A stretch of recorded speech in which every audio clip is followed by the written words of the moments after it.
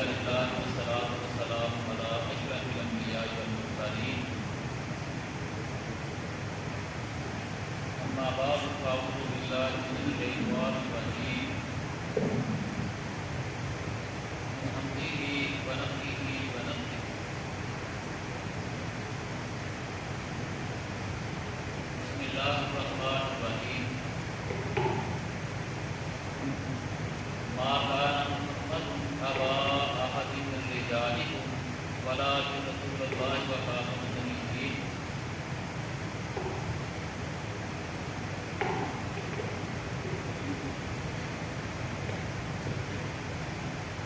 عزیز طلباء کرام،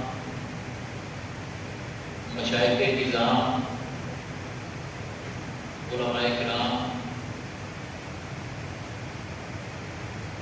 آج کا یہ تربیتی، علمی اور تحقیقی پروگرام انشاءاللہ طلباء کے لیے خصوصاً بڑی اہمیت کا حامل ہے۔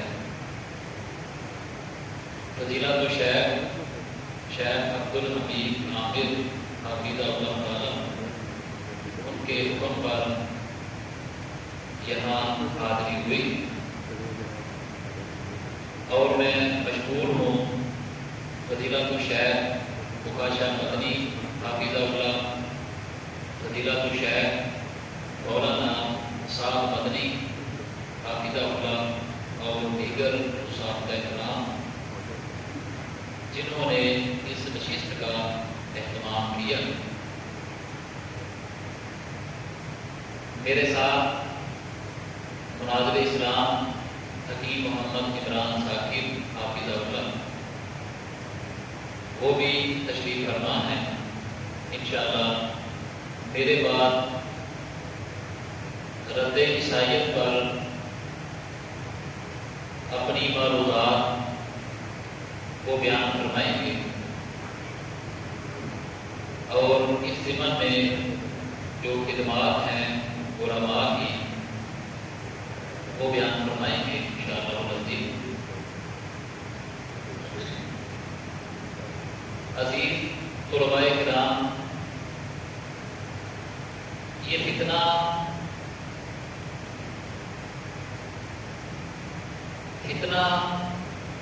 نبوت و رسالت، اس کا انکار اور فتنہ الحاد اسے کہا جاتا ہے۔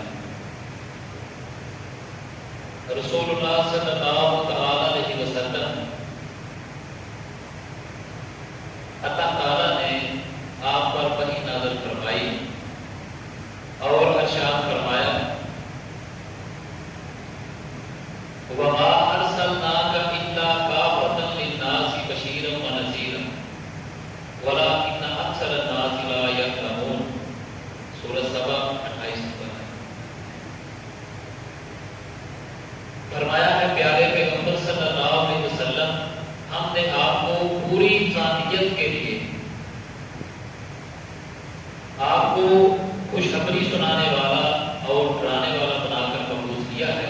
وَلَٰكِنَّ أَكْثَرَ النَّاسِ لَا يَعْلَمُونَ۔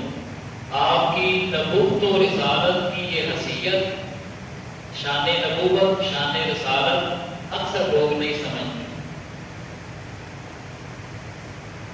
اور آغاز میں جو آیت کریمہ سورہ احزاب کی 40 نمبر آیت کریمہ جو میں نے پڑھی ہے، مَا كَانَ مُحَمَّدٌ أَبَا أَحَدٍ مِّن رِّجَالِكُمْ وَلَٰكِن رَّسُولَ اللَّهِ وَخَاتَمَ النَّبِيِّينَ وَكَانَ اللَّهُ بِكُلِّ شَيْءٍ عَلِيمًا۔ اسی طرح دیگر کئی آیات قرآن مجید میں اس بات پر صادق ہیں، اس بات پر شاہد ہیں کہ رسول اللہ صلی اللہ علیہ وسلم اللہ کے آخری نبی ہیں، آخری رسول ہیں۔ آپ کے بعد نبوت و رسالت کا دروازہ آپ پر بند کر دیا گیا۔ پیارے پیغمبر صلی اللہ علیہ وسلم آپ کی حیات طیبہ میں مسلمہ کذاب نے نبوت کا دعویٰ کیا۔ رسول اللہ صلی اللہ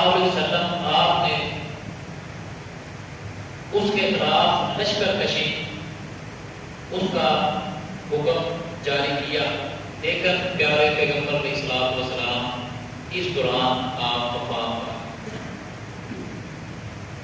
جناب ابوبکر صدیق خلیفہ اول حضرت ابوبکر صدیق رضی اللہ تعالی عنہ، آپ نے اپنی زندگی میں پیارے پیغمبر علیہ السلام کا وہ تیار کیا ہوا لشکر اسے روانہ کیا۔ کس لیے روانہ کیا؟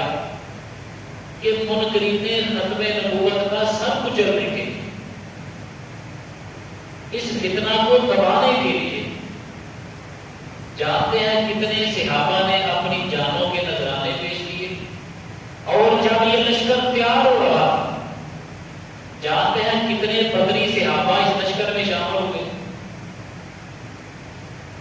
1300 کے قریب صحابہ نے جامع شہادت، اس معرکہ میں جامع شہادت نوش کی، جن میں بدری صحابہ تھے، جن میں غزوہ احد میں لڑنے والے صحابہ تھے، حافظ قرآن، قاری قرآن، علماء محدثین صحابہ اس لشکر میں شامل تھے۔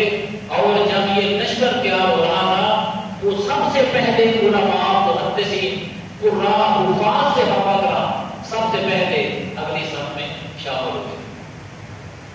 اس سے آپ اس موضوع کی اہمیت کو سمجھ سکتے ہیں۔ جانوں کا نذرانہ پیش کرنے والے اگلی صفوں میں کون سے صحابہ تھے؟ حافظ قرآن، قراء نظام، علماء محدثین صحابہ، یہ شامل ہیں۔ اور انہی شہادتوں کو دیکھ کر